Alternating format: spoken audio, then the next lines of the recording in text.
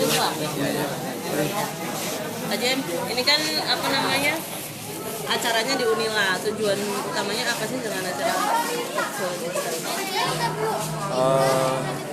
Salah satunya pengenalan masalah kemaritiman, logistik, kemaritiman pelabuhan ini yang memang mohon maaf saya tidak mengkritisi siapapun, tapi memang belum masuk kurikulum di kampus.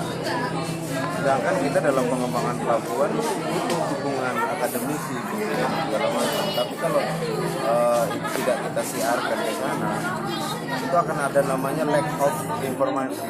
Jadi kami butuh mensiarkan semua tentang pelabuhan, pengembangan, dan apa sih korelasinya pelabuhan dengan ekonomi.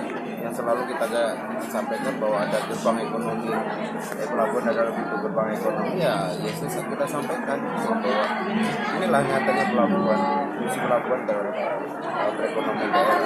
Tapi hari ini ada di Unila, karena Unila adalah universitas terbesar yang ada di Lampung, dan mereka akan lebih mature lah untuk mau mensikapi sesuatu informasi.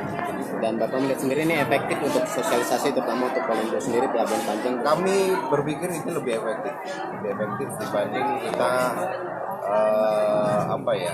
kami di kantor itu lebih takes time, lebih costnya lebih mahal. Tapi kalau ini kaum apalagi sekarang universitas itu kan banyak kaum milenial yang benar-benar secara informasi lebih melek, teknologi lebih melek, ini akan lebih benar. Melihat suasana antusiasnya seperti apa? Saya juga terima kasih ke Unila dan teman-teman semua segala macam yang telah mensupport ini, dan ini menjadi trigger kami dalam pengembangan energi kami dalam pengembangan pelabuhan Panjang. Untuk kampus-kampus lainnya Pak, Kami akan terus roadshow dan kami akan pilih kampus-kampus yang memang bukan kami memilih ya bahasanya, atau kami akan mencoba untuk seleksi kampus-kampus yang memang benar-benar ada korelasinya dengan kita. Kalau di Unila kan multi fakultas hampir semua ada, peternakan dan lain-lain juga ada. Jadi kami butuh itu dorongan itu.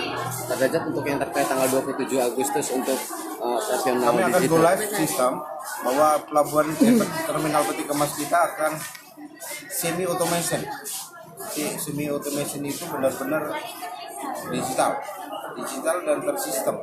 Jadi tidak lagi orang yang berbicara, tapi sudah masalah sistem dan digitalisasi. Tanggal 27 insya Allah go live. Tadi artinya di terminal. Dan ini terminal di Medan aja belum. Musim pertama untuk di Sumatera ya. Bisa dibilang berapa? Pak, untuk sosialisasinya harapannya ke depan gimana Pak?